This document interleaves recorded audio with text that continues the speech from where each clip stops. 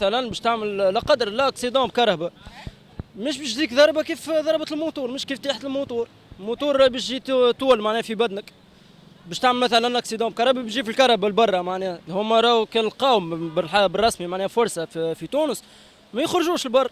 ما يعني الشاب التونسي ما يثارش باش يخرج ولا باش يحرق ولا باش يسرق في بلاده في المخدرات. ولا شكون يدخل فيها؟ مش يدخل فيها واحد ولد حومه معناها ولد حي تضامن ولا ولد الملاسين، لا يدخلوا فيها ريوس الكبار في البلاد. باه هو معناه يلتجأ للمخدرات خاطر لقى الوضع ما يولموش معناه في البلاد. انت اليوم عندك مشكله شخصيه ولا باش تحكي مشكله من مشاكل الشباب التونسي ككل؟ شو باش نحكي لكم على غرام معناه في تونس، وراه مش كيفاه. باش نحكي لكم على غرام الموتورات، برشا معناها ماتوا بالغرام هذايا، فهمت. يعني باش نحكي مثلا في موضوع يعني العباد لازم تلبس كاسك، ما تهورش برشا في الكياس، فهمت. وزاده معناها عندك عائله معناها في الدار، انت كي باش تجري مثلا باش تعمل ادرينالين في الطريق لازمك تلبس كاسك معناها. انت ساعه مغروم ولا خاطر معناها حامل الغرام هذايا تحب تعمل هكيكا، ولا انت وجع قلبك على الشباب اللي مشى ضحيه الغرام هذايا؟ وراه كان عندي معناها موتور وبعتها معناها خاطر نشوف معناها برشا عباد قاعده تموت معناها في الطريق، وهكا معناها دورتها بسكليتات. خفت من الوضع كي ريت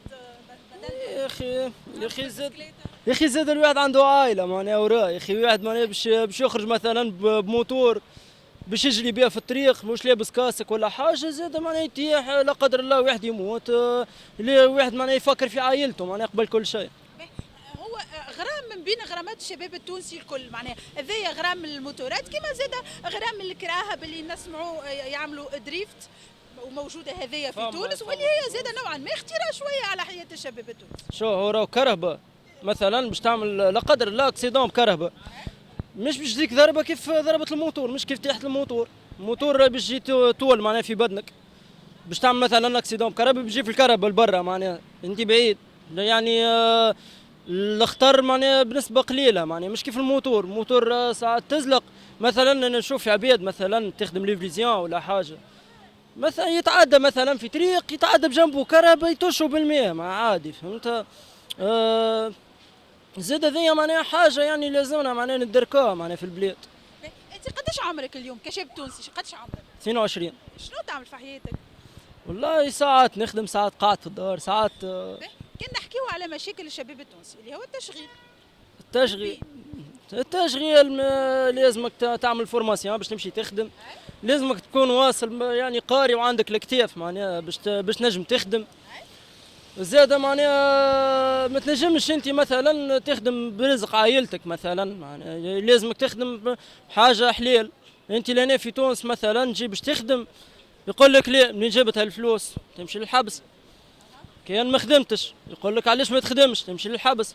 كان جيت تعمل في حاجه يقول لك كيفاش تمشي للحبس، فهمت. يعني انت هنا المسؤوليه معناها حسب رايك تلقي في اللوم على شكون؟ معناها شكون هنا اللي عطل خليني نقول مصالح الشباب التونسي باش يخدم باش يكون باش يعمل مستقبله؟ السلط للفوق اللي اعلى منا شوي. زاد معناها احنا ما نجموش مثلا باش نمشوا نحكموا على اللي اعلى منا انهم يخدمونا بالسيف. انت تلوجت في خدمه معناها حاولت؟ لوجت ودرت وعملتهم الكل. مثلا باش نعطيك معناها موضوع صار معناها مؤخرا. طفله الله يرحمها شيماء، علاش خرجت؟ خاطر ما لقاتش خدمه في بلادها، خرجت لبرا. يا اخي روحت في صندوق الله يرحمها. باش نحكوا مثلا الفرمليه اللي ماتت لبرا، زاد علاش معناها ما تخدمش معناها في بلادها. كان معناها كان لقات معناها خدمه في تونس راهي ما خرجتش. معناها انت اليوم طبعا شيماء اللي توفات في السعوديه الله يرحمها والبنيه زيد اللي الفرمليه توفات في المانيا ان شاء الله ربي يصبر عائلتهم، لكن انت اليوم تقول لو كان لقاو فرصه في بلادهم الاكيد انهم قعدوا في تونس وما خرجوش. صحيح، هما راهو كان لقاو بالرسمي معناها فرصه في تونس ما يخرجوش لبر. ما يعني الشاب التونسي ما يثارش باش يخرج ولا باش يحرق ولا باش يسرق في بلاده. انت توا حطيت يدك تقريبا على جرح الشباب التونسي الكل، الحرقه. شنو رايك انت في الحرقه اليوم؟ والله ما ننصحش به. ما تنصحش به؟ ما ننصحش به. اما كيفاش ما ننصحش به انا اختار، اما انه باش تلقى مثلا غادي خدمه وفلوس وننصح اخرج. كيف تجيك خرجه معناها منظمه وتكون في اطارها والكل، اي علاش لا، لكن حرقه انت ما تشجعش، ماكش لا، من ما بين نشجعش الشباب التونسي اللي يحب يحرق. الحرقه ما نشجعش عليها جمله. قاعده تلوج في فرصه في تونس اليوم انه انت تلقى خدمه تعمل فورماسيون، شنو معناها مأطر او لحياتك هكا، شنو قاعد تحب تعمل بالضبط، وين تحب توصل؟ لا يا راهو الشباب الكل يحب يوصل، مش كان يعني باهي. والفرصه هذه قد لو جاء عندي 4 سنين التالي ما لقيتهاش، مانيش فاهم علاش. باهي. انت لقيت المجال الساعه اللي تحب اللي تلوج فيه في فرصه ولا لا؟ فما مجالات، فما المجال معناها غرامي مثلا فيه معناها فرص، اما لازمك فلوس هذا باش تمشي تخدم، لازمك لازمك اموال، لازمك فلوس، الفلوس هذيك منين باش تجيبها؟ ما يجيش انت مثلا تمشي تسرق باش تمشي للحبس. باهي. احنا ما نشجعوش هنا، احنا نشجعوا شباب انه يخدم عرق جبينه ولو بالقليل باش يكون، باش يعمل فلوس، باش يعمل ويحقق احلامه وطموحاته الكل، لكن انه باش تسرق يعني ما نشجعوش طبعا على الجرائم. اكيد معناها واحد ما يشجعش معناها على انه يمشي يسرق ولا يمشي يبيع مخدرات ولا ما. انا واحد من الناس ما نشجعش عليهم الحاجات هذيك. انت كشاب تونسي اليوم تنصح الشباب، باش تنصح الشباب التونسي؟ انه يخدم معناها بعرقه، والحرقه معناها ما ننصحش بها.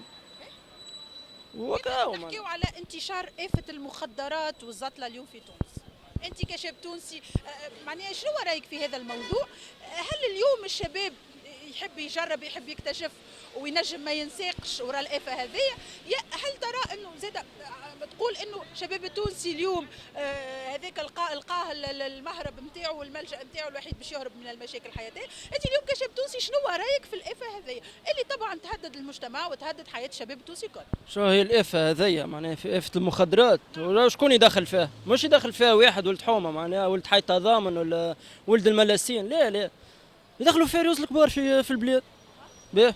وهو معناه يلتجأ للمخدرات خاطر لقى الوضع ما يولموش معناه في البلاد، يولي يمشي يلتجأ للحاجه هذيك، واللي انا ما نشجعش عليها جمله. ومعناها الريوس الكبار اللي في البلاد هي اللي دخل فيها، كان ما يجوش هم يدخلوها باش يلقاها منين يا اخي؟ نزرعوا فيها احنا في تونس؟ من نزرعوا فيها؟ موجوده في المروك، الناس الكل تعرف. موجوده في دول العالم، فما الاكثر هي في المروك، المريك. انا ما نشجعش عليه معناها الموضوع هذاك معناها تاع مخدرات ولا حاجه، انا ما نشجعش عليه لا في هذيك. انت كشاب تونسي اليوم شنو مطالبك ومن شكون هنا تتوجه بالكلمه ومطلبك انت كشاب تونسي؟ عمرك 22 سنه، ما زلت معناها في بدايه حياتك، تحب تعمل مستقبلك وتحلم وتحب تحقق احلامك كيما الشباب الكل. والله الميساج نتاعي للسلطات المعنيه معناها بالامر، معناها يعني السلطات اللي فوق، اللي وزاره الشباب مثلا، وزاره الشؤون الاجتماعيه زاده لازم تنظر معنا في الموضوع هذايا. معناها هذاك الموضوع شنو المطلب نتاعك اليوم؟ نحكيو على تشغيل، نحكيو على تكثيف الدورات التكوينيه، شنو نحكيو بالضبط هنا اليوم انت كشاب تونسي؟ شنو اللي طالبوا من الدوله من السلطات اللي انت توجهت لهم بالكلمه؟ لا نوجه الكلمه قلت لك معناها وزاره الشؤون الاجتماعيه باش يعني يشوفوا معناها يحسنوا لنا مثلا في الخدم، معناها مش يعني واحد يمشي باش يلوج في خدمه في شركه يهز دوسي قد هكايا وما يلقاش معناها خدمه، يقول له ارجع غدوه، ارجع الشهر الجاي، خلي الملوك تو نكلمك، زاده ما تقابلش. نطلب مثلا وزاره الشباب انها تنظر، فما شباب راهو عندنا شباب في تونس راهم مصلي يبيع عليهم، عندنا بوكساريات معناها يخرجوا لبرا ما لقاوش حظهم في تونس.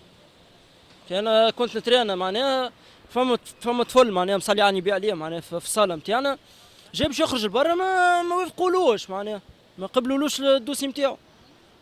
علاش؟ الله اعلم.